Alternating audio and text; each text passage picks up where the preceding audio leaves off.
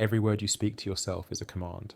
Most people live listening to a voice that sabotages them, whispering fear, doubt, and limitation disguised as truth.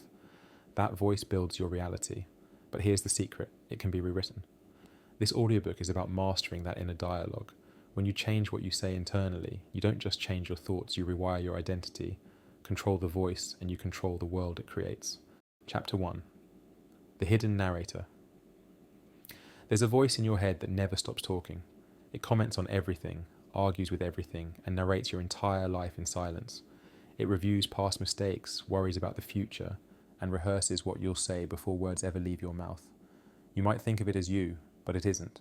It's a running translation of your reality, an interpreter created from habit, history, and environment. This voice does not describe life, it creates it. What you constantly repeat inside becomes the blueprint your brain obeys. Most people never examine this relationship because it feels natural. You wake up and the voice starts immediately. It tells you whether today feels good or bad, whether you still look tired, whether the work ahead is impossible. It compares, judges, blames, and occasionally cheers, but no matter what it says, you listen. From that moment, its commentary determines your emotional tone for the entire day. A single phrase, "I'm behind," "I can't do this," "something's wrong," rewires attention, flooding the brain with chemicals that align with those words. Everything you do begins as an inner sentence. When you approach a challenge thinking, "I'm probably going to mess this up," your posture shifts slightly downward, your breathing shallows, your hands react with anxiety. You've created a physical environment inside your body that matches the story in your mind. The voice didn't describe fatigue, it manufactured it. The brain obeys language, it receives words as instruction, and your body follows orders quietly. This means the story you tell yourself is not harmless, it's programming. Each phrase repeated with emotion teaches the nervous system how to respond next time.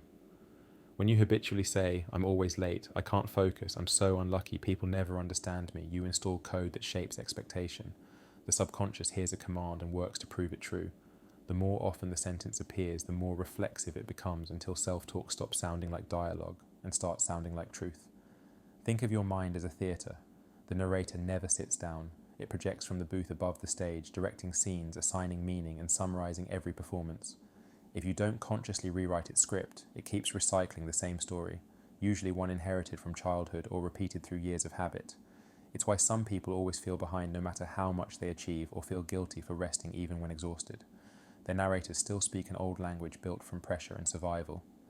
Becoming aware of the hidden narrator is the first act of liberation.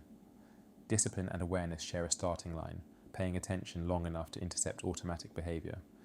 For the next 24 hours, observe the commentary in your head like a scientist collecting data. No judgment, no editing, just notice. Notice how quickly the voice shifts from neutral observation to criticism. Notice what tone it uses when you make a small mistake. Is it patient or punishing? Observe how it describes your abilities when facing something new. Those patterns reveal the architecture of the belief system running quietly underneath everything you do.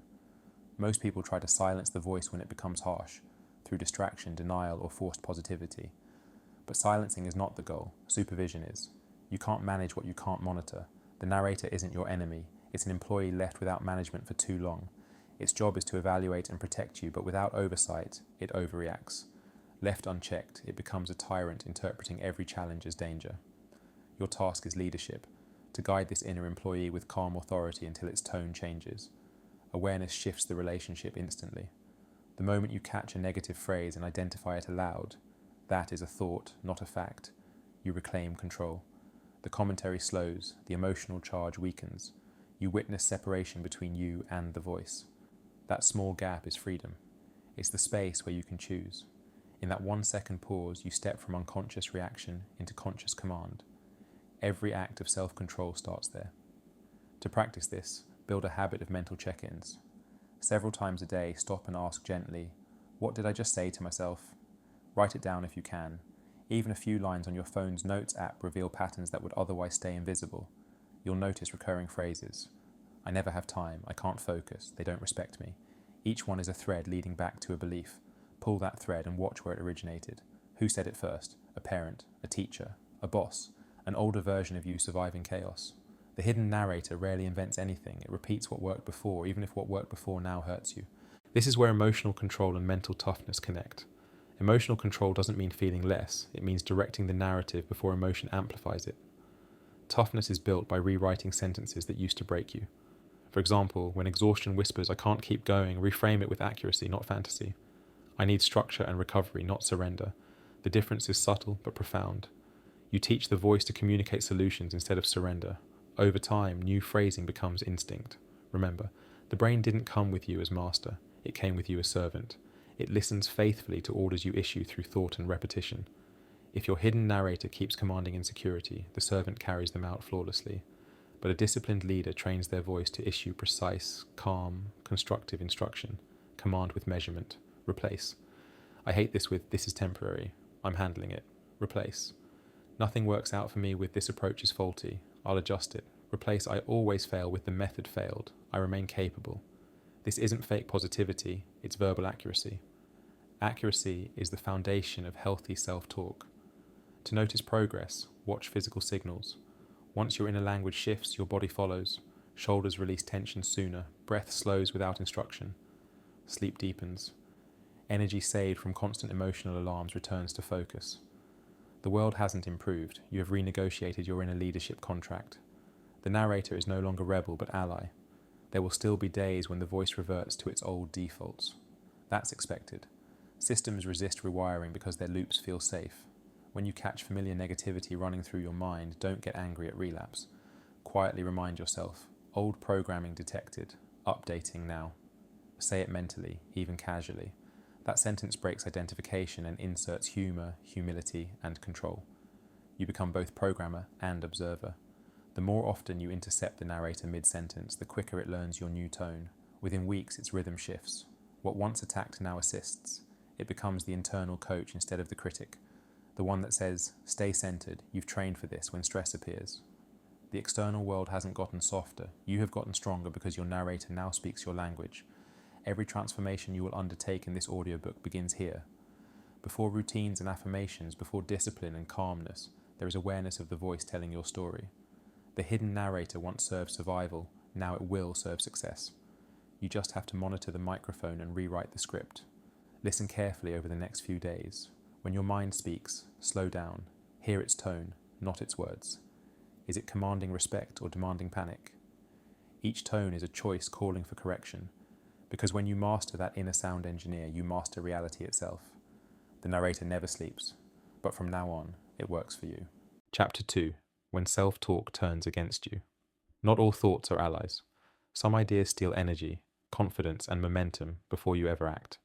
The most harmful voice you'll ever encounter isn't a critic online or a rival at work. It's the one that whispers inside your head, "You're not enough. You'll fail again. Why bother?" Those sentences sound familiar because your mind has practiced them for years, but every time you repeat or believe them, they become law. The mind's first instinct is protection, not progress. It evolved to anticipate danger, not design success. Thousands of years ago, hesitation kept you alive. Today, it keeps you small. That protective instinct doesn't want you to risk embarrassment, rejection, or discomfort, so it confuses safety with stagnation. It whispers fear but disguises it as wisdom. Be realistic. Don't try too hard. Don't draw attention. Each of those thoughts masquerades as reason, yet they're nothing more than fear wearing logic's mask. The average person never questions this voice because it pretends to be them.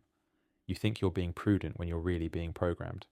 Self-talk becomes self-sabotage the moment it stops describing life and starts defining limits. When your internal language frames challenge as threat, you experience stress before you even begin. Cortisol spikes, breathing shallows, confidence drains. The brain obeys the warning and shuts down performance to protect you from a danger that doesn't exist. The disciplined mind learns to separate warning from command. It hears fear and answers. "Thank you for the signal, but I decide what happens next." That tiny sentence reasserts leadership. Emotion stops steering and structure returns. Self-talk becomes navigation again instead of narration. The difference between awareness and mastery is just one pause. The second you stop reacting and begin translating the message correctly. Bad self-talk is rarely loud. It arrives in disguised tones, humor that belittles, thought that compares, worry disguised as planning. "I'm so stupid" might sound casual, but to your nervous system it's instruction. When repeated quietly, these micro-messages organize your identity into limitation. Replace the joke with accuracy. "I made an error and I can adjust." That accuracy teaches your brain improvement instead of identity damage. Let's pause here and test yourself. Over the past few days, how many times have you called yourself lazy, clumsy, forgetful, or unlucky? Multiply every insult by repetition, and you'll understand why confidence feels fragile. The subconscious never forgets lessons taught in emotional language. Each insult becomes a file in your mind's archive labeled truth. When life gets stressful, your brain retrieves those files automatically. The antidote is not chanting empty affirmations. It's engineering truthful language. Fake positivity breeds denial. Accurate self-talk breeds growth. This is hard becomes this is trainable. I'm bad at this becomes I'm new at this. You are not lying to yourself. You're describing reality through progression instead of punishment. Accuracy doesn't deny difficulty, it defines direction. When language evolves, behavior follows. Negative self-talk has another trap: projection. You assume others see you the way you criticize yourself. When the inner voice calls you awkward, you notice every stumble. When it says, no one respects me, you interpret neutral behavior as dismissal. Your perception bends around belief. What you keep saying internally becomes what you start searching for externally, and you find proof everywhere. The environment mirrors the voice. Breaking this pattern requires a disciplined daily audit. When emotion spikes, anger, shame, fear, pause and ask, whose voice just spoke? Sometimes it's not yours at all. It's a parent's criticism replayed, a teacher's skepticism, a partner's impatience. You adopted their words and integrated them into identity. Discovering these roots transforms awareness from guilt into power. It's not that you're broken. You've been echoing borrowed thoughts. Recognize them. Release them. To reprogram, create simple replacement scripts and train the habit through consistency. When old phrases surface, I'll never change. Counter immediately with a disciplined phrase, change is work, and I'm working. The goal isn't to erase the old line instantly. It's to overwhelm it with new script until the brain forgets the old route. Each correction carves a new neural path, making confidence the default rather than the exception. Understand that emotional endurance also plays a role.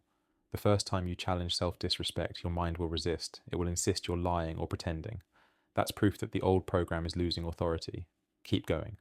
Your brain prefers familiarity even when familiarity hurts. Persistence feels uncomfortable because it's proof of rewiring. If you could measure internal language like heart rate, you'd see stress levels spike with every self-attack. That's why even productive days leave you exhausted. Your body is fighting the war between progress and inner sabotage. Calm language ends that civil war. Speak to yourself like an engineer repairing, not a judge condemning. Brief, factual, solution-driven. The fewer adjectives, the fewer triggers. Self-talk also defines endurance. During difficult work, undisciplined minds say, this is unbearable. Disciplined minds say, this is temporary. Duration changes perception. What's temporary can be endured. What's unbearable feels endless. Word choice shapes time. Your vocabulary can stretch or shrink resilience. That's why elite performers train phrases just as they train muscles, direct, neutral, repeatable under stress. Here's a simple exercise to conclude this chapter. For one full day, note, silently or on paper, every time you describe yourself using extremes. Always, never, every time, no one, everyone. These absolute words are warning lights of distorted thinking. By catching them, you begin restoring statistical accuracy to emotion. The moment your language softens, your peace stabilizes. Your assignment isn't to become endlessly upbeat. It's to become accurate, authoritative, and calm. You are teaching the inner voice the language of leadership. It must speak in solutions, not stories, in direction, not drama. Once self-talk becomes structured, self-belief follows automatically. Because in truth, nobody breaks you as often as your own sentences, and nobody can rebuild you faster than they can once rewritten. When self-talk obeys discipline instead of emotion, the world outside obeys you. Every challenge becomes a conversation with the strongest voice inside your head, and that voice now speaks command, not chaos. Chapter 3, The Science of Repetition. Everything in your mind is built through repetition. Your personality, habits, fears, confidence, even how you interpret silence, all come from what your brain has done most often. You are not only what you think, you are what you constantly repeat. People chase motivation and call it transformation, hoping a single dramatic moment will change everything. But real transformation is nearly invisible. It happens through the slow engraving of repeated thought and action until your nervous system rebuilds around new behavior. This is the science of neuroplasticity. The brain is not a fixed circuit board. It's a living network. Every thought is a pulse of electricity that forms a bridge between cells called neurons. When a thought repeats, that path strengthens.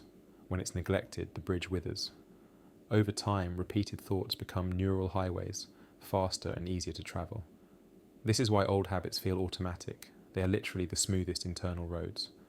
It also means that changing who you are requires constructing new roads through deliberate repetition long before it feels easy. Imagine walking across a wild field. The first journey is awkward. Weeds cling to your legs, the ground resists you. But each return clears the path. Over days, it becomes a trail. Over months, a road. Eventually, it's the only route your feet remember. That's what happens inside your head. Every phrase, every self-comment, every habit is a step down a mental path. Negative thought is just an old road made familiar through travel. Repetition either enslaves or frees depending on what road you choose to walk. The real challenge is that humans are emotional creatures. We believe strong feelings matter more than small behaviours, but the mind obeys frequency, not intensity. One passionate declaration of confidence does nothing against 10,000 quiet repetitions of doubt. The loudest idea isn't the most powerful, the most practiced one is. A whisper repeated daily rewrites louder than a scream spoken once. This is why daily self-talk is the engine of identity. Every time you tell yourself, I can't focus, the neurons involved in that thought fire together and strengthen their connection. Your mind treats this as instruction and begins searching for examples to justify it. You forget the times you focused well and remember only distractions.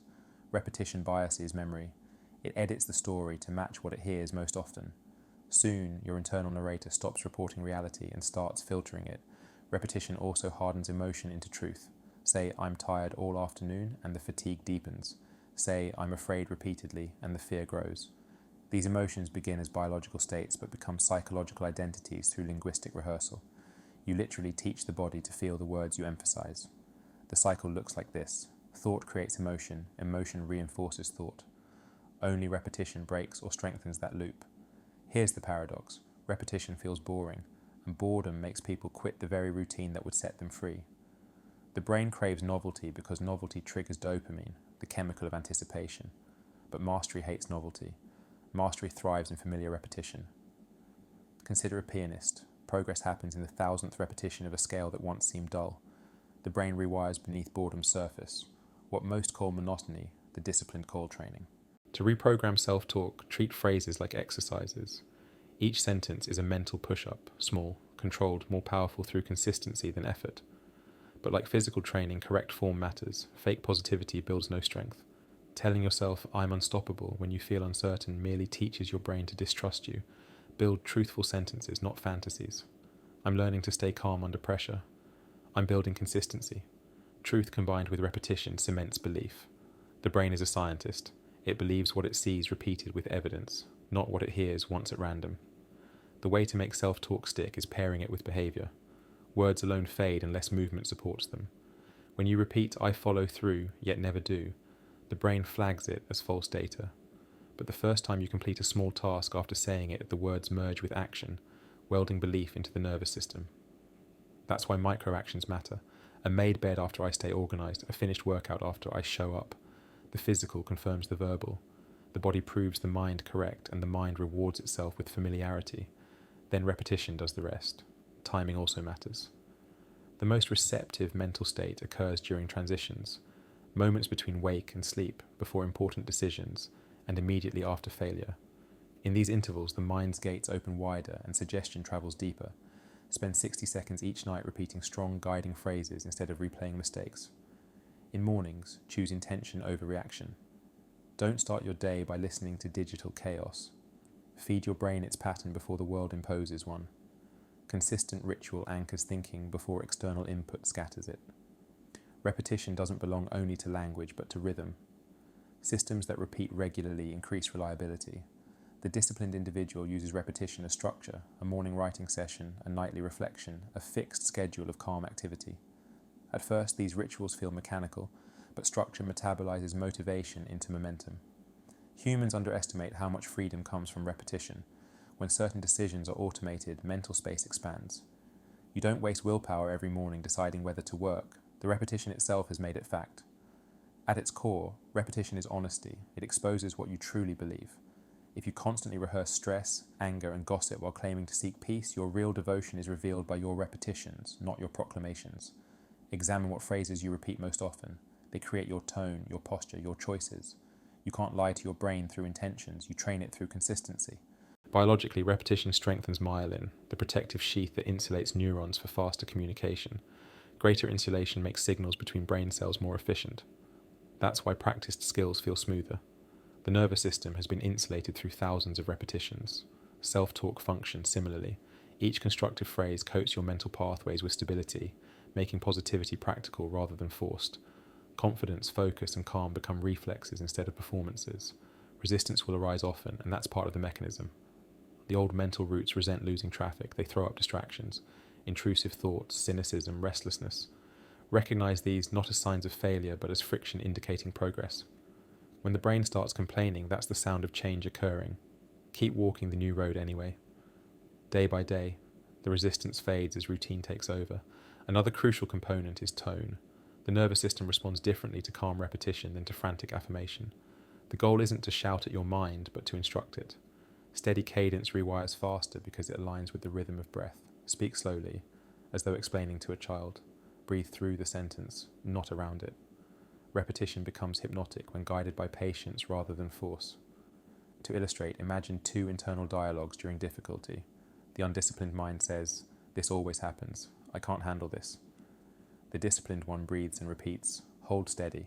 I've trained for this." The second phrasing shifts focus to capability and control. The immediate sense of tension diminishes. Productivity returns. This difference sounds small but compounds enormously over weeks of repetition. Gradual composure replaces shock until calmness becomes your automatic reaction to stress. Repetition also dictates who you notice. Tell yourself the world is hostile long enough and friendly faces disappear from view. Repeat gratitude daily, and the same world looks generous. Every mental filter installs itself through continual usage. The brain, unable to process everything, prioritizes what matches your habitual language. By mastering repetition, you master perception itself. The disciplined life therefore requires scheduled repetition, rituals for renewal. Each morning, reaffirm your purpose in the tone you'd expect from a commander briefing soldiers: clear, calm, direct. Evenings are reflection checkpoints. What language dominated today? What phrases did I allow? This feedback restores self-awareness. Unsupervised repetition becomes default, which breeds disorder. Supervised repetition breeds competence, which gradually becomes confidence and finally peace. Correlation also emerges between repetition and patience. Every expert learns that repetition stretches perception of time. Routine training slows mental pace, extending your tolerance for monotony. When you can stay present in the uneventful, you no longer chase intensity or validation, you chase refinement. Repetition matures focus from excitement to excellence. The same calm needed for meditation appears in the disciplined worker, repeating ordinary tasks until they shimmer with mastery. There's a psychological reason great individuals appear detached. They have repeated the same deliberate behavior so often that self-doubt cannot penetrate. Their identity no longer depends on emotion. They act not from mood but from memory encoded through practice. What others call talent is automated discipline. They've rehearsed strength long enough that it became simplicity. That is the invisible reward repetition gives, the feeling of natural competence replacing anxious effort. For some, repetition will feel similar to prayer, mantras, or meditation. That's because all these tools rely on the same neural mechanics. Repetition quiets unnecessary thought and installs stability through rhythm. Whether you're counting breaths, reciting affirmations, or practicing deliberate movement, you're teaching the brain one sacred truth: order brings freedom. You choose the order with your focus, and the mind reorganizes itself around your choice. There will always be skepticism. Can simple repetition truly rebuild identity? Yes, because identity itself emerged from repetition.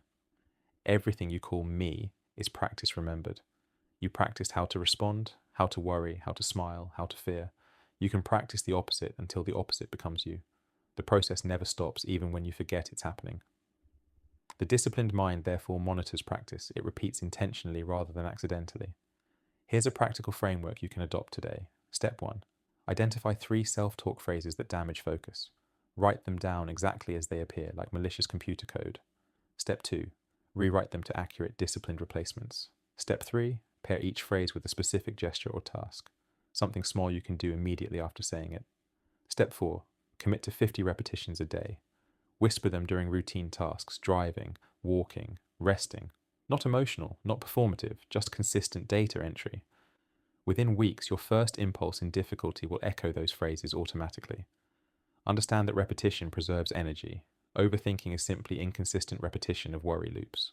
When you train constructive loops instead, you save enormous mental fuel because fewer decisions remain. The mind likes familiar options. When the right behavior becomes the familiar one, discipline becomes effortless. Consistency in speech bleeds into consistency in action. If you speak disciplined sentences daily, sloppy decisions feel uncomfortable. The nervous system naturally avoids inconsistency between thought and behavior, so it drags actions into alignment with words. This is why people who commit verbally tend to follow through. They've triggered the brain's craving for congruence. Align words carefully, and the body obeys them faithfully. Repetition also heals self-image. Say you've been convinced for years that you're unreliable. Each time you complete a task or maintain a routine, you repeat quietly, "See, I follow through." Over time, trust rebuilds. You stop measuring yourself by emotion and start measuring by evidence. Confidence isn't loud anymore. It's documented proof stored within the nervous system, built through repetition that doesn't need applause. Some will read these principles and wait for motivation to start applying them. But motivation is allergic to monotony, and repetition is monotony perfected. You must begin before enthusiasm and continue after it leaves. The act of repeating even when bored or doubtful is what separates improvement from illusion. Every iteration beyond comfort cements a new layer of mental callus, a smoothing of friction between intention and behavior. Remember too that repetition is not bondage but order. Freedom feels chaotic until repeated behavior gives it form. The musician's scales, the soldier's drills, the artist's sketches all liberate expression through repetition. The same applies internally. The repeated command, "Stay calm, return to focus," it's training, frees you from emotional storms because the direction has been carved so deeply that the road home is always clear. Let's close with a visualization. Picture your mind as a network of lighted roads seen from above. Some glow bright. These are the pathways of thoughts you think daily. Others are dim, neglected. Tonight, when you repeat the sentences that support your purpose, imagine light strengthening along those routes, linking and expanding. Each day the map changes subtly until finally the brightest network is the one leading towards strength, calmness and discipline. That vision isn't fantasy, it's physiology. You are literally reshaping your map. Tomorrow, when you catch yourself repeating complaint, pause and reroute. Replace "This always happens to me" with "I'm observing a pattern I can improve." Replace "I'll never get this right" with "I'm refining the process." These revisions seem small, but repetition makes them powerful. 10,000 minor improvements refashion personality entirely. That's the quiet science beneath progress. In the end, change is not built through willpower bursts, but through practiced repetition, steady coding of new instructions until old programs disappear. People searching for secret techniques will overlook this, but there is no mystery here. The person who repeats the right actions and phrases daily wins not because they are special, but because their brain has been trained to obey order over chaos. Every great transformation begins boring and ends breathtaking. Repetition is that bridge. Walk it long enough and words turn to instinct, instinct turns to identity, and identity turns to peace. The law is simple. What you repeat, you strengthen. What you abandon, you erase. Train your self-talk until it speaks the life you want. Not just when you're motivated, but especially when you're not. Because repetition is what patience looks like, and patience is what mastery feels like. Chapter 4. Your mind is always listening. Whether you whisper, think, or mutter under your breath, your mind hears you. It records every sentence, every label, every whispered complaint, and stores them as rules. The brain does not joke. It doesn't filter exaggeration or sarcasm. It registers only pattern and tone. When you sigh, "I'm useless," your nervous system catalogues that phrase as instruction. When you say, "I can handle this," it begins preparing chemistry for endurance. You are giving orders with language all day, whether you mean to or not. Most people speak to themselves carelessly, not realizing they are narrating their own programming. If you walk through your home calling yourself clumsy, distracted or unlucky, your environment becomes a rehearsal room for weakness. The next time challenge appears, the neural circuits you trained fire instantly. Proof that your brain listened, memorized, and obeyed. Those commands stay active until replaced. The subconscious does not argue. It executes. Think about the sentences you live inside. When things go wrong, what is the first phrase that surfaces? "Of course this happens to me. I'm not surprised. I knew it." Each one is proof of conditioning. Repetition has converted opinion into law. The mind hears those automatic phrases and releases appropriate sensations. Slump in posture, shallow breathing, familiar drag of helplessness. Then, because biology and thought mirror each other, you interpret the physical change as further evidence you were right. This is how language becomes a cage built from emotion. Yet the opposite is also true. The moment you start choosing precise, constructive words, new chemistry flows. This is inconvenient, not catastrophic. I'm capable of adjusting. I've solved worse. Such phrases are not naive optimism, they are neurological recalibration. Accuracy signals safety to the system just as panic signals danger. Words are voltage switches for the entire body. Your subconscious listens constantly but interprets literally. Say, I can't remember names, and recall files degrade. Say, I'm improving at remembering, and the brain tags the task as priority. A single phrase repeated consistently can change measurable function. Psychologists call this self-directed neuroplasticity. Philosophy calls it self-mastery. The result is the same. You become fluent in the language that builds or breaks your internal world. Because your mind listens around the clock, environment becomes secondary language. The noises, colours, and social conversations surrounding you teach by exposure. Spend months among people who complain, and soon you complain by rhythm alone, even if you disagree with the words. Energy mimics energy. That's why disciplined individuals curate their surroundings as carefully as their words. They treat the mind like a recording studio. Nothing enters that distorts clarity. Begin this training by noticing tone more than content. The words "I'm fine" said with defeat teach despair. The same words said with even breath create balance. Tone carries emotional data to the subconscious more directly than vocabulary. During inner dialogue, slow down and speak inwardly as you would to someone you respect, measured, deliberate, never frantic. The goal is not constant positivity, but consistent composure. Calm tone rewires circuitry faster than enthusiastic outbursts. A useful exercise. Throughout the day, catch micro moments of internal speech and translate exaggeration into proportion. Everything is going wrong becomes 3 things need attention. Everyone ignores me becomes I'm craving acknowledgement. Specific language trains the mind to see accurately, not dramatically. The more precise you speak, the less emotional volatility you experience. Precision creates emotional stability. There is also volume. The subconscious reacts faster to vivid instruction. Whisper goals. The brain hears possibility. State them aloud confidently. It hears command. Replace, I hope it works, with, I'll handle results as they come. This phrasing teaches neutrality. Confidence is not arrogance. It is clarity of command. The disciplined thinker maintains that volume of certainty, even in quiet speech.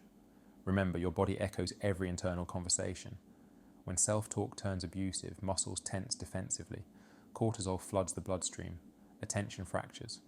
Healthy language reverses the process. Say, release, exhale, and the pulse steadies. Say, enough, and the body interprets boundary. You can watch tension dissolve through deliberate word choice. Emotional control isn't mystical, it's linguistic accuracy practiced repetitively. Many treat their inner voice as background noise, but it's actually a leadership role. If your brain were a team, words would be memos from the command center. A confusing leader triggers panic. A calm leader guides strategy. That's why military and medical teams train verbal discipline. No wasted words. In high pressure, tone decides performance. The same applies internally. When challenge rises, the average mind panics. The disciplined mind issues clean, short orders. Breathe, focus, execute. Those words cut through chaos like guideline flares in fog. Pay attention to the vocabulary you absorb passively. The music playing while you study, the shows you binge, the slang you repeat. They all write subroutines. The mind recycles any rhythm that repeats. Swap endless complaint soundtracks for silence or composed language. Replace background noise with instruction. The quieter your surroundings, the more influence your chosen words carry. Silence amplifies signal. You might wonder, does inner conversation truly influence reality outside? Observe this. When you speak kindly to yourself, you stand taller, breathe deeper. Others respond to that posture and mirror respect. When you speak cruelly to yourself, shoulders fold, energy withdraws. Others sense distance and withdraw as well. It's physics of presence. Internal dialogue shapes micro movements that shape interaction. The ripple is physical, observable, and immediate. This means self-talk is not personal. It's environmental. Speak chaos internally, and your space becomes hostile. Speak discipline, and surroundings organize. That's why changing your words feels like changing luck. You've altered the frequency you project. People unconsciously treat you according to the tone you broadcast. Change internal volume, and external circumstances rearrange subtly to match it. To strengthen this, create anchors, short directive phrases that restore command when you drift.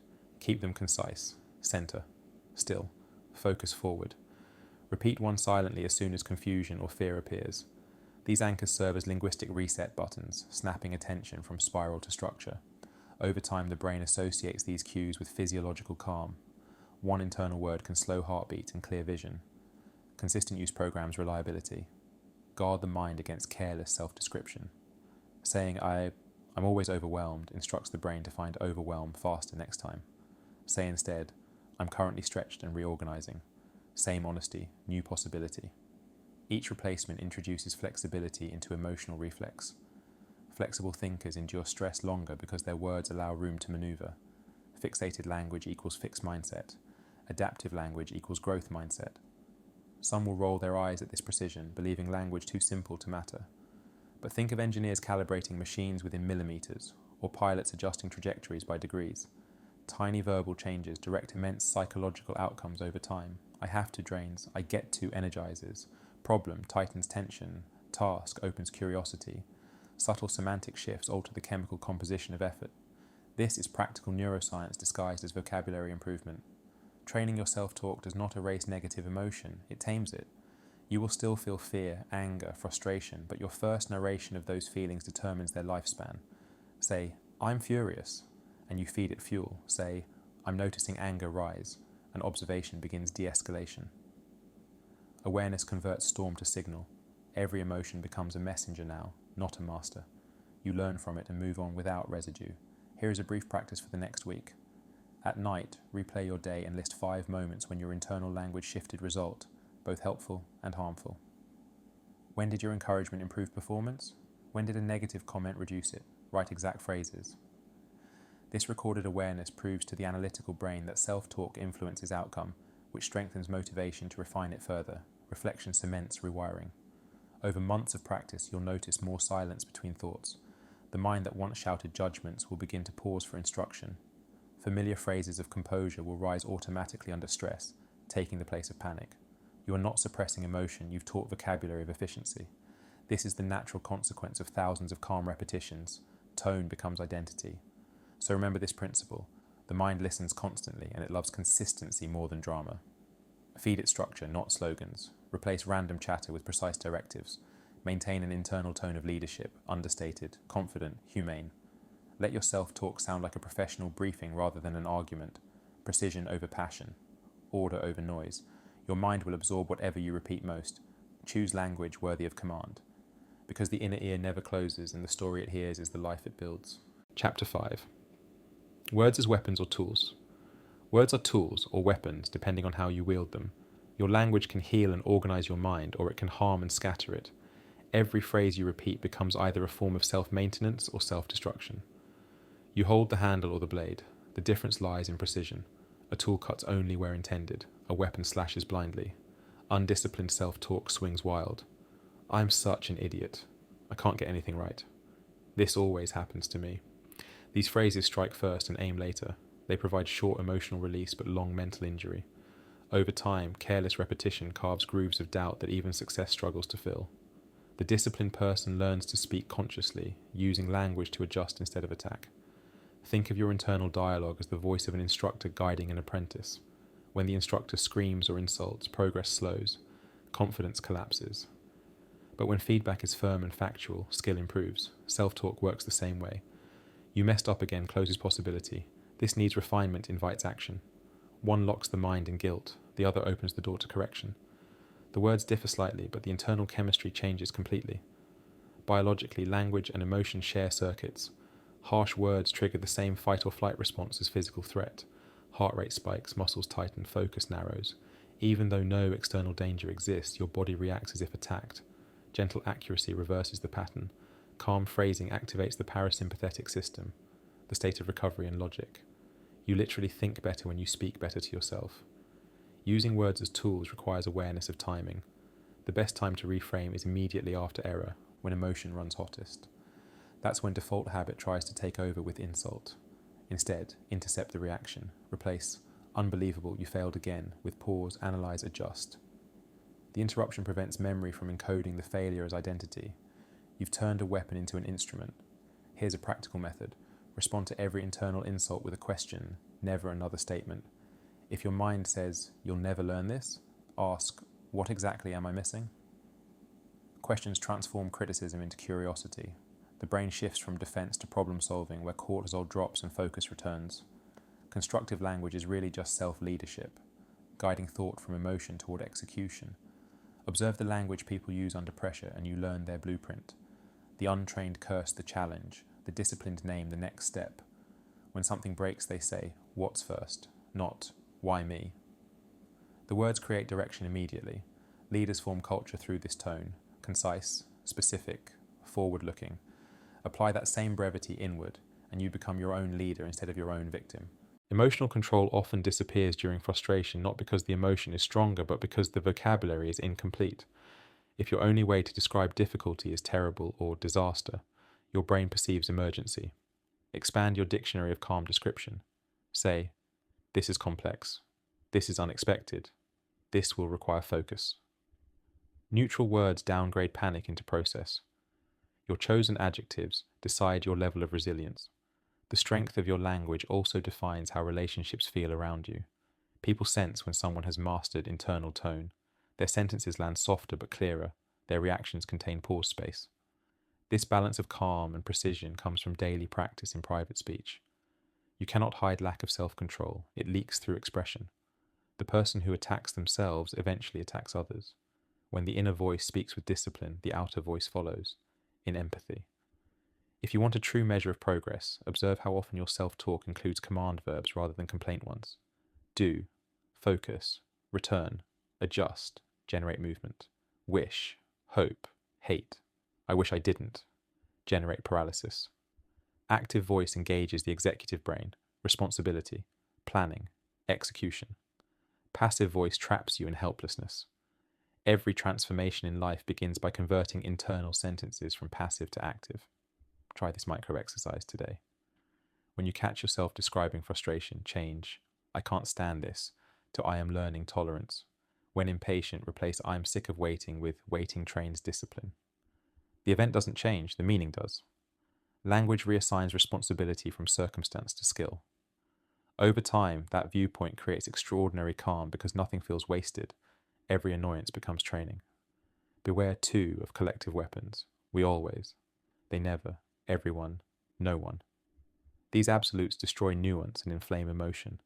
They're shortcuts that trick the mind into dramatizing while precision dissolves exaggeration. Instead of "everyone disrespects me," say, "This person didn't meet my boundary." Fact replaces theatre. Mature language cancels unnecessary suffering. Tone is another blade edge. A calm statement delivered in a frantic tone becomes an attack. A strong directive spoken evenly becomes leadership. Each internal message carries both wording and rhythm. Slow it down. Speak inwardly as though giving directions to a careful machine. Steady, exact, neutral. The body mirrors whatever instruction it hears. Words can also reset energy. The sentence "I choose calm," said aloud, slows heartbeat. Measurable seconds faster than silent endurance. Your breath will follow whichever verb dominates the sentence. That's why battle commanders and surgeons repeat short directives aloud. It keeps physiological systems synchronized with purpose. Apply that simplicity to your day. A quiet, steady now whispered under pressure. Keep storms from reaching panic. Remember the rule. Language precedes emotion. People mistake feelings for causes, but feelings are responses to hidden wording. Replace the script and you automatically replace the mood. No one feels discipline before they speak disciplined sentences. That discipline materializes after repeated phrasing of control. Emotional control, then, is linguistic repetition disguised as maturity. Treat self-talk like equipment maintenance. You wouldn't let a dull blade remain rusty. You sharpen it regularly. Review recurring phrases weekly. Which ones wound? Which ones build? File off exaggerations. Polish the ones that create strength. Over weeks, your vocabulary turns from destructive commentary into a well-crafted toolkit. Every tool sharpens function instead of injury. Humility plays a part. Constructive language isn't about arrogance, it's about accuracy. Arrogant voices inflate ability. Desperate voices deflate it. Accuracy keeps you balanced. "I can handle this" is stronger than "I'm better than everyone." Confidence without comparison rests quietly because it relies on competence, not bragging. When your inner conversation moves toward clarity instead of validation, anxiety retreats. Recognize that your words have physical direction. Negative phrasing drives energy inward, rumination. Constructive phrasing pushes energy outward, action. After repeating "I hate this" several times, notice how your posture shrinks. Repeat adjust and continue several times and notice how shoulders open. Language guides physiology invisibly. That's one reason martial arts masters train breathing with commands. Voice leads motion. Let no sentence end hopelessly. Even if you acknowledge weakness, finish with opportunity. I failed is closure. I failed and learned is continuity. I lost focus admits error. I lost focus. Refocusing now restores control. Add one forward-pointing phrase to every internal verdict, and your entire narrative evolves from judgment to journey. When fatigue or anxiety surge, shorten language. Long explanations feed chaos. Short commands introduce stability. Stop. Breathe. Now. Single-word orders cut through noise faster than analysis. They're verbal lifelines pulling you out of spirals. Practice them in calm moments so they arise automatically when turmoil hits. Brevity is mastery's companion. Eventually, deliberate wording becomes identity. People will describe you as composed, articulate, thoughtful. What they're truly watching is the echo of disciplined self-speech. Internally, your phrases are concise, solution-oriented. Externally, your presence emits calm. No acting required, just alignment. So choose your words like a craftsman selects tools. Sharpen them before use. Hold them with intention. Strike precisely. Every sentence can build a bridge or swing a blade. Your peace depends on which you choose more often. This is the discipline behind emotional control, transforming language from habitual reaction into strategic tool. Speak internally like a leader guiding valuable troops, clear, directive, protective. Because words will always act, only you decide the direction of impact. Chapter 6. Reprogram through behavioral proof. Change becomes real only when behavior confirms belief. Words begin the process. Action seals it. You can repeat disciplined phrases in your mind all day, but until your behavior aligns, the subconscious will not trust you. The mind learns through evidence, not promises. It obeys proof. Every time you say you'll follow through and don't, your nervous system records inconsistency. You train hesitation, not confidence. But each time you decide, act, and complete, even in something minor, you install reliability. That is behavioral proof. It's how language transforms from sound to structure. 1,000 words cannot rival one finished action because action is language in physical form. When you start reprogramming self-talk, the mind listens skeptically. It wants verification that these new commands represent reality. If every statement of focus is followed by distraction, it files that command under fantasy. But if one statement of focus is paired with genuine performance, the brain upgrades that phrase from fiction to fact. Repetition then multiplies the belief until it becomes reflex. You don't need massive effort to convince the brain, just consistency. The subconscious weighs repetition more heavily than intensity. For instance, one disciplined response to temptation each day builds identity faster than a single heroic act once a month. Tiny confirmations accumulate like compounds in the bloodstream. They circulate until discipline becomes chemistry. This means every small decision counts. Waking up on the first alarm instead of the third, finishing a task before distraction wins, holding your tongue when anger spikes. Each is a deposit toward credibility. With each deposit, your inner dialogue changes subtly. I follow through. The sentence becomes true because evidence reinforces it. That truth then influences the next action, and momentum begins. Confidence is compounding proof multiplied by time. Behavioral proof also repairs integrity. Many break trust not with others but with themselves. They make silent vows, start earlier, eat better, speak kinder, and violate them before the week ends. Each broken micro-promise erodes self-respect. The remedy isn't perfection, it's closure. Complete what you declare, however small. If you commit to 10 minutes, stop exactly after 10 with satisfaction, not guilt. The mind measures closure, not scale. Completed cycles signal safety. Unfinished ones create residue that turns into procrastination. Think of language as theory and behavior as experiment. Every experiment that aligns with theory strengthens it. Every contradiction weakens it. If you tell yourself, I am disciplined, and repeatedly skip the work, the subconscious cancels the theory. The goal is not to speak less, it's to ensure speech and action coexist. This harmony converts identity from intention to instinct. One way to implement this harmony is through micro-proof routines. Choose a short ritual aligning with your new self-talk. For instance, if your focus phrase is, I handle difficulty calmly, design a daily small test. Respond thoughtfully to one frustration without complaint. Mark it mentally as success. Within 2 weeks, the brain links that phrase with composure, not concept. You've now embedded self-discipline into habit. Another method, create physical anchors. When you repeat your affirmations, pair them with a deliberate gesture, standing taller, deep inhalation, unclenching the jaw. The body records association faster than words alone. Later, performing the gesture reignites the mental pattern automatically. Pavlovian conditioning, redesigned for precision. Remember this key insight. Talk creates direction, action creates confirmation. Without confirmation, direction dissolves into doubt. Many fall into endless self-improvement loops because they obsess over insight but neglect practice. Knowledge piles up like unspent currency. Unused wisdom breeds fatigue. The way out is demonstration, not discussion. The mind doesn't care about your plans, it cares about proof. Evidence replaces excuses faster than motivation ever will. Each time you deliver results to yourself, an invisible authority builds. Decisions feel lighter because doubt goes quiet. Doubt is volume that lowers when evidence increases. The voice that once said, "You always quit," can no longer interrupt because it has lost proof of accuracy. Silence of doubt is earned silence. Let's make this operational. Select one inner statement you've repeated lately. Something aspirational like, "I finish what I start." Then choose the smallest task connected. Maybe completing an email, finishing a set, tidying workspace before bed. Finish it daily without fail. Track not reward, just completion. In a few weeks, the statement stops feeling motivational and starts feeling self-evident. The phrase rewrote itself through repetition backed by behavior. That's behavioral proof.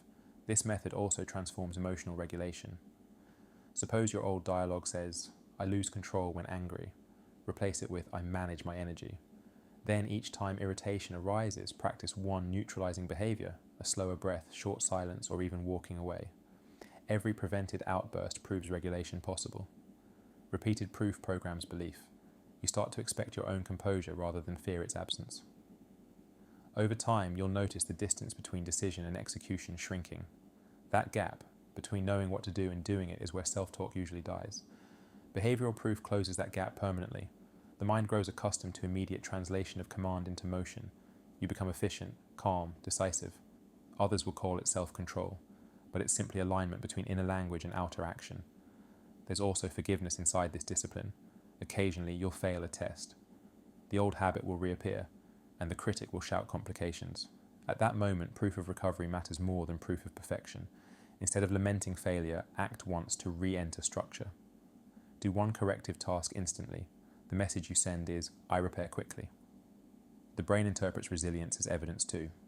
Recovery performed consistently becomes self-image stronger than success itself.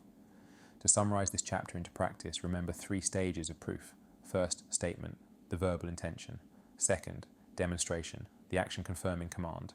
Third, reflection, acknowledgement of completion.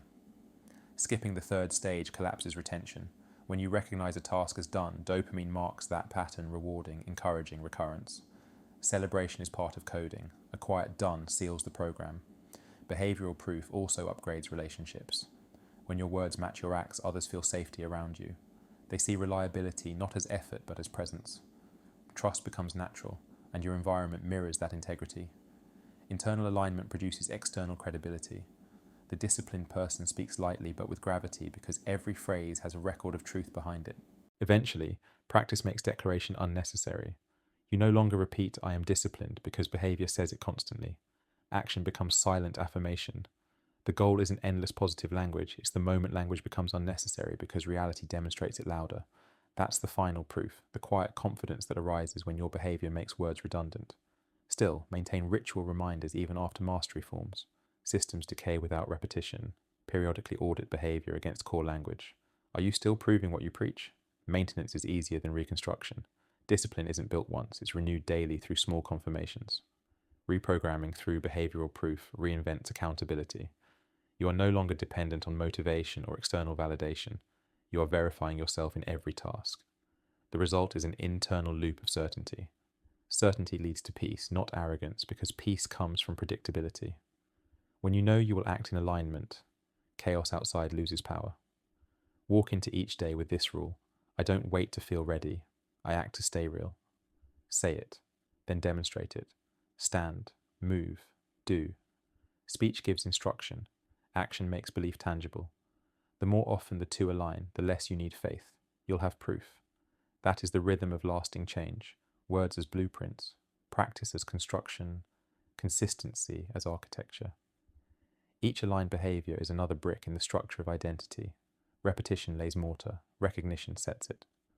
One silent act at a time, the mind learns this truth. Disciplined action speaks a language louder than thought, and the body always believes what behavior proves. Chapter 7. Silence your inner critic.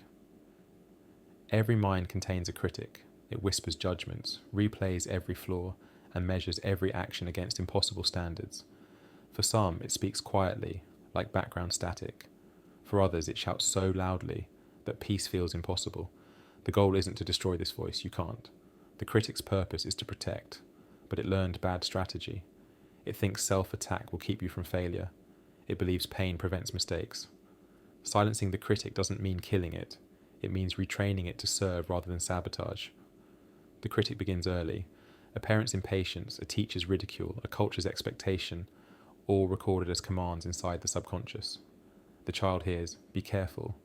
Why can't you get it right?" and interprets them as warnings. Perfection equals safety. Error equals danger. Years later, the grown adult still obeys the old conditioning, whispering internal punishments for every misstep. The result is constant tension. You strive endlessly and pause rarely, never feeling good enough. The disciplined mind recognizes that criticism without correction is chaos. Balance must exist between accountability and compassion. The goal of analysis is improvement, not humiliation. You can practice this difference instantly. When you catch a harsh internal phrase, "I'm so stupid," that was pathetic, replace it with factual feedback. That approach didn't work. Here's why. Notice the shift. Judgment shrinks, curiosity awakens. You move from shame to strategy. Every replacement teaches the critic new function: coach, not attacker. Physically, harsh self-talk spikes stress hormones and restricts blood flow to the prefrontal cortex, the part of the brain responsible for rational thought. That's why anger clouds judgment. The more you insult yourself, the less clearly you think. The critic claims to correct error, but instead fuels it. Kind precision reverses this process.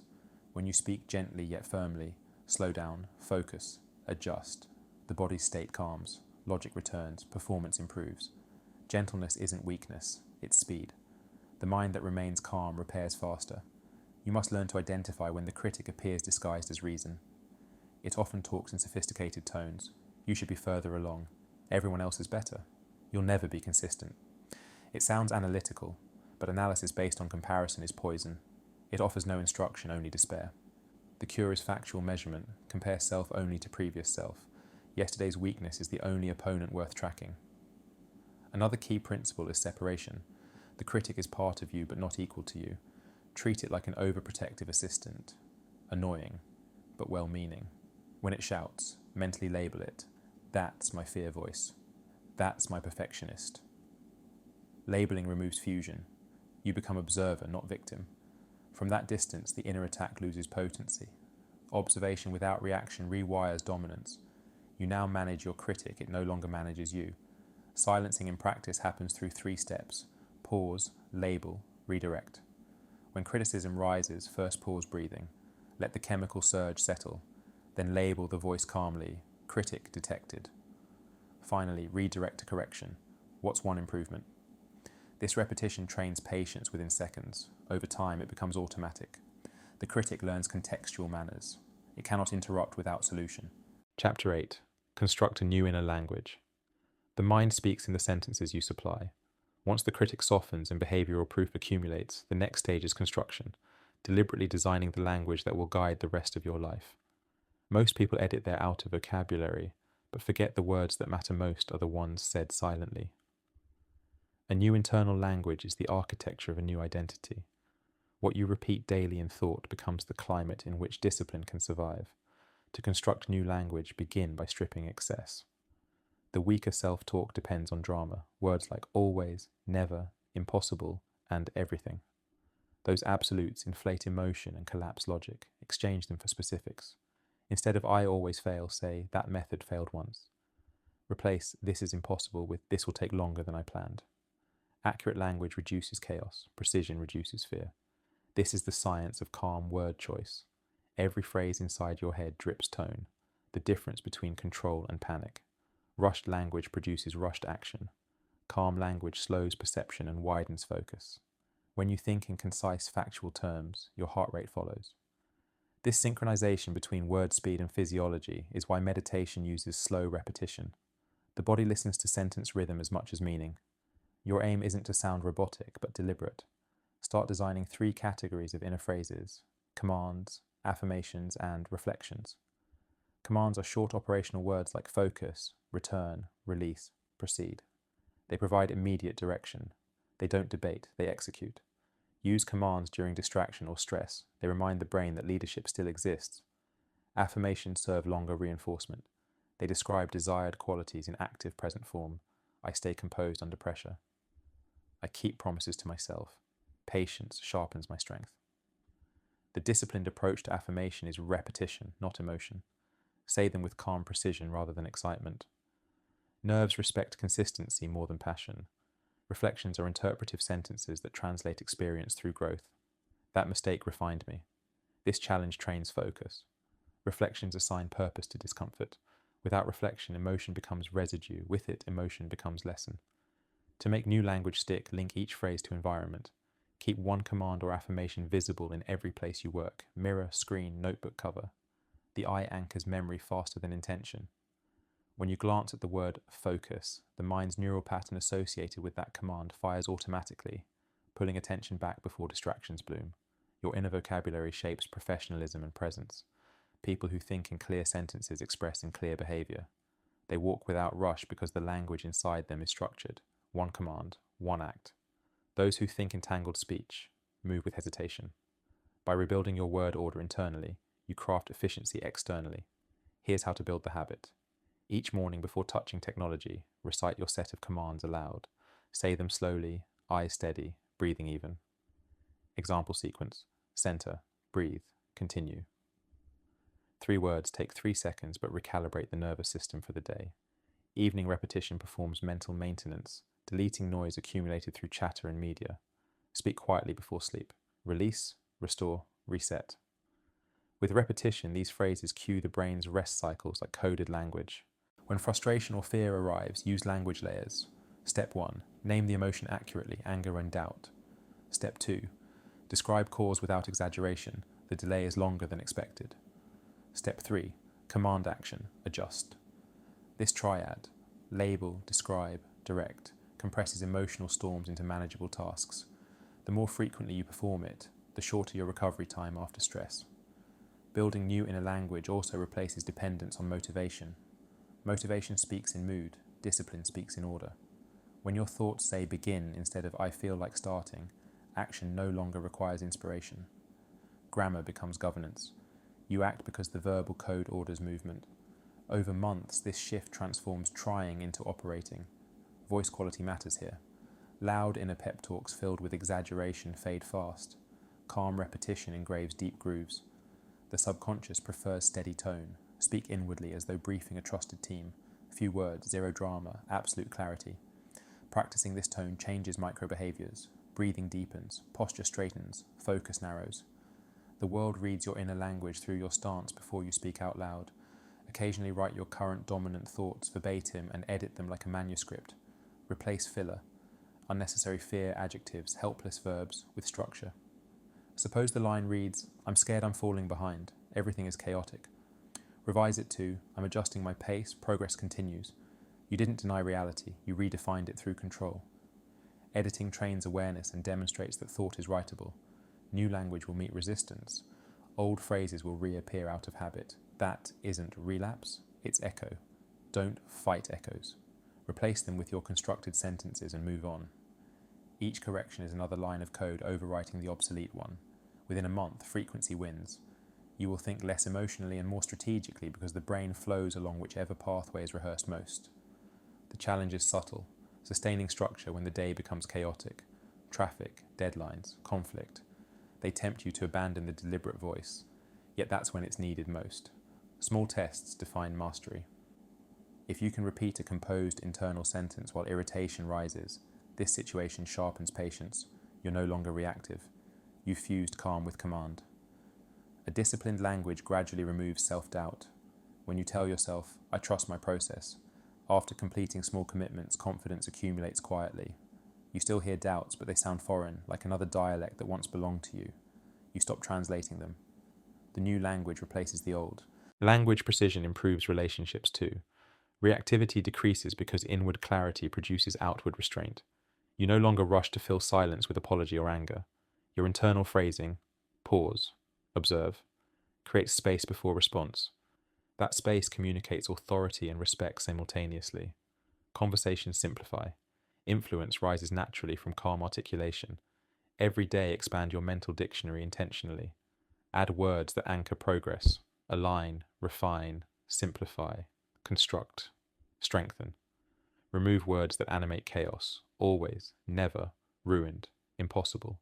This vocabulary replacement doesn't make you robotic, it makes you realistic. Mature calmness is emotional realism, seeing without distortion. Once this structure stabilizes, language begins doing the work for you. The brain retrieves coded phrases automatically under pressure. During uncertainty, it repeats, return to baseline. Before performance, calm equals precision. These scripts echo like internal commandments. You will notice them activating even during conversation, guiding tone and timing. That's fluency in discipline's language. After months, the effect compounds. Age-old triggers lose sharpness because the mind narrates differently. Frustration becomes assessment. Criticism becomes feedback. Waiting becomes practice. Each renaming rewrites emotional architecture. You haven't eliminated challenge, you've rewritten its translation. Keep this closing reminder inside reach. You are the grammarian of your inner world. Every word accepted becomes law. Every word declined preserves freedom. The sentence, I can handle this, may look small, but it rewires entire systems of response. Structure it, repeat it, live inside it. The perfect inner language is calm, concise, and commanding. Build that dialect deliberately until your thoughts speak it without permission, because when your inner language aligns with composure, discipline is no longer effort, it's fluency. Chapter 9. Speak to yourself like someone you respect. Respect is the purest form of discipline. You cannot lead, protect, or improve anything you do not respect. Yet most people speak to themselves in a tone they would never use with another human being. They encourage others with patience and kindness while addressing themselves with contempt. This double standard quietly erodes focus and self-respect. To rebuild authority inside your mind, you must speak to yourself the way you would to someone you value, firmly, clearly, and with measured care. Notice the difference respect makes in any relationship. When a leader speaks respectfully, even sharp directions land softly. When respect disappears, every word bruises. The same dynamic exists internally. Self-loathing disguised as motivation produces rebellion, not progress. If the voice in your head constantly mocks effort, the subconscious stops trusting it. Eventually you will procrastinate, not from laziness, but because you are tired of taking orders from an abuser. Respect heals that fracture. The tone of your self-talk determines the rhythm of your recovery. Anger speeds motivation briefly, but drains endurance. Respect sustains it. Saying I expect more from you is constructive only when followed by empathy, because I know you are capable. That blend of discipline and compassion keeps the mind responsive. The harsh tone might push you once. The respectful tone can guide you for a lifetime. Respect in speech begins with language accuracy. Polite doesn't mean indulgent, it means balanced. Replace sentences that attack character with sentences that describe action. I'm so stupid becomes that choice missed the target. I'm hopeless becomes I'm rebuilding consistency. The first phrases insult your identity. The second evaluate your behavior. Respect separates who you are from what you did, allowing improvement without injury. When you practice calm correction, your mind starts cooperating instead of resisting. The body shifts too. Shoulders drop, breathing evens, muscles loosen. You're no longer preparing to fight yourself. This physiological harmony enhances learning. Study after study shows that internal safety accelerates retention. Self-respect literally makes you smarter. Respectful self-talk also redefines accountability. You hold standards without cruelty. When you fail, you analyze rather than apologize. What failed here replaces how could I? The difference is precision. Remorse looks backward. Respect looks forward. This forward stance breeds quiet confidence. You trust yourself to handle feedback. Once self-trust strengthens, outside criticism loses poison because it no longer echoes the version inside your head. Think of how elite coaches and mentors communicate. They correct decisively but never from panic. Their tone says, you're better than this, not, you'll never be better. That voice is what you must internalize. Steady, factual, constructive. The goal isn't to flatter, it's to focus. Speak with this same rhythm during setbacks. You'll find emotional recovery accelerating because attention stays on response, not regret. Respect protects energy. Shame exhausts it. When you scold yourself, Your body floods with chemical tension, adrenaline for a battle against your own reflection. Respect cancels unnecessary war. It tells the body, we're adjusting, not attacking. That peace converts into power and focus. Calm physiology becomes productive psychology, a practical exercise. Record or write your internal dialogue after a mistake, then imagine reading it to someone you care about. Would it help them? Would it inspire improvement or deepen guilt? Edit it until it could. Then use the same version for yourself. Every time you reframe harsh commentary into supportive precision, respect grows. Eventually, cruelty feels foreign. Sometimes respect means silence. When exhaustion or frustration rise beyond clarity, stop talking. The most respectful thing you can do in confusion is pause. Inner noise loves urgency. Discipline values calm. 5 deep breaths create more progress than 5 insulting speeches ever will. The trust you build by pausing instead of punishing accumulates. Every pause teaches, I'm safe with myself. Respect also shows up in consistency. Keep the promises you make privately, the small ones nobody sees. Show yourself punctuality as you would a friend's appointment. Show effort as you would for a mentor's approval. Broken promises erode respect. Fulfilled micro-commitments rebuild it.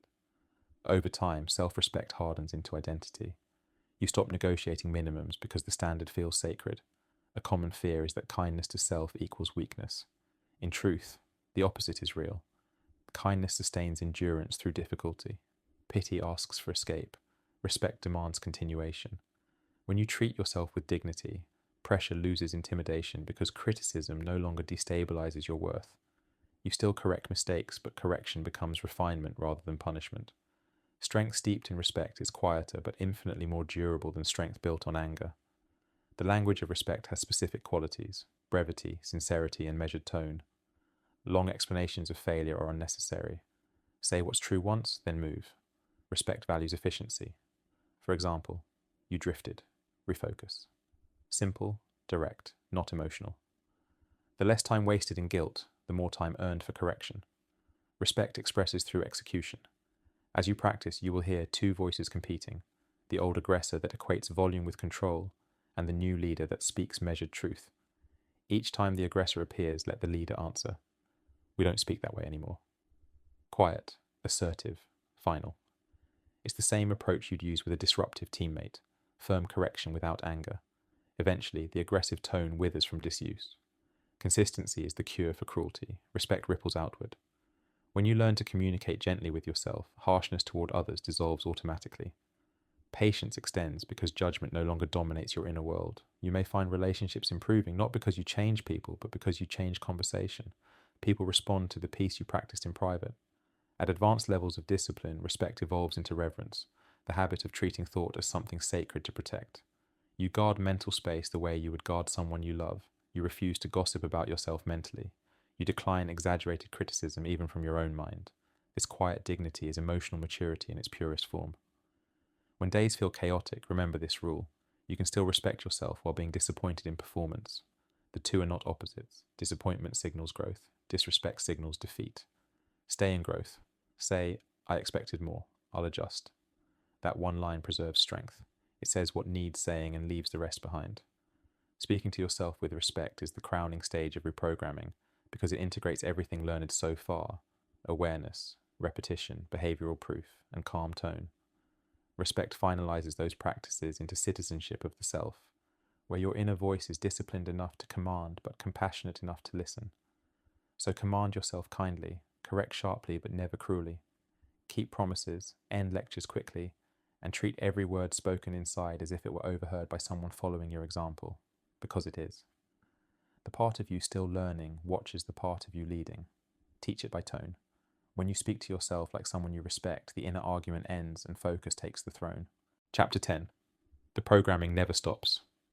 The mind never stops listening, never stops recording, never stops learning. It absorbs whatever language, mood, and command you feed it. Even when you are quiet, it listens to the silence for instruction. That means your work is never finished. Reprogramming is not a one-time event. It is a maintenance ritual that keeps your mental system aligned with clarity and discipline. Everyone wants transformation to feel like a finish line, but mental mastery is more like breathing: continuous, rhythmic, essential. Stop paying attention to your thoughts and they revert to chaos. Neglect the vocabulary of calm for too long and the old language returns louder than ever. The mind's natural state is noise. Your responsibility is translation. Stay fluent in the language you have built. Daily repetition keeps this fluency sharp. Every morning you decide the tone of your day with the first sentence you think. The undisciplined wake up reacting, scrolling, worrying, repeating inherited complaints. The disciplined wake with intention. Their first thought gives order. Breathe, begin, execute the plan. That sentence becomes the operating system for the next 16 hours. You are always programming. The question is which program you are running. You reprogram faster when you make awareness habitual. Build small checkpoints throughout the day, quick mental audits that ask, what am I saying to myself right now? If the language is negative or dramatic, refine it on the spot. I'm exhausted becomes I need recovery. I can't keep up becomes I'll work in sequence. These micro adjustments prevent relapse into emotional exaggeration. Discipline is not about censorship, it is about calibration. Your choice of input remains just as critical. The words you consume are the software updates for your mind. The conversations you entertain and the content you absorb either support your stability or corrode it. Eventually, you'll realize most mental fatigue comes not from action but from narrative, the endless stream of noise disguised as relevance. Control what enters, and you automatically control what repeats. Curate language the way an athlete curates nutrition. Every dose either strengthens or weakens performance. The mind's recording function also means that self-talk amplifies through the senses. When you speak aloud, the auditory feedback doubles the signal. That is why reading affirmations quietly works, but saying them deliberately out loud rewires faster. Voice vibration cements instruction deeper, moving from thought into body. Say your disciplined phrases deliberately. Steady tone, steady breath, eyes focused forward. The echo tells your subconscious, command confirmed. Even rest requires programming. Many people sabotage recovery because their final thoughts before sleep are criticism and anxiety. Sleep magnifies whatever emotion ends the day. Close each night with deliberate neutrality. The work is done for now. Regain strength. Begin again. You aren't indulging in comfort. You're issuing a schedule. The mind obeys that timetable subconsciously, preparing calm energy for the next morning. There will still be days when discipline feels foreign. Old habits will whisper in old vocabulary. You'll notice frustrated phrases rising uninvited. Nothing's changing. I can't maintain this. What's the point? Expect these visits. They are the echoes of outdated code trying to run again. Instead of resisting, intercept with quiet acknowledgement. That's memory, not authority. Then redirect to present commands. Adjust focus. Continue training. You convert nostalgia for failure into reaffirmation of progress. Remember that emotional storms test, but also strengthen reprogramming. Every stressful event is another simulation confirming whether your mental language holds under pressure. If you relapse into panic, note it calmly. Error in system.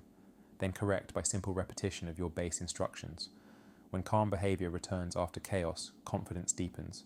You have seen proof that you can reboot order at will. The loudest voice in your life isn't out there, it's the one inside your mind. You've learned that words are not decoration, they are design. Your self-talk has either been the architect of strength or the author of sabotage. Starting now, you speak with precision. You issue commands that pull you forward, not commentary that drags you back. Treat every sentence as instruction to your subconscious. Calm, clear, deliberate. Here is your challenge. For the next 7 days, censor nothing, observe every internal phrase, and rewrite every negative sentence the instant it appears. Piece by piece, you will reprogram the language of your mind until belief, confidence, and focus flow automatically. Control the voice, and you control the story. Control the story, and you control your reality.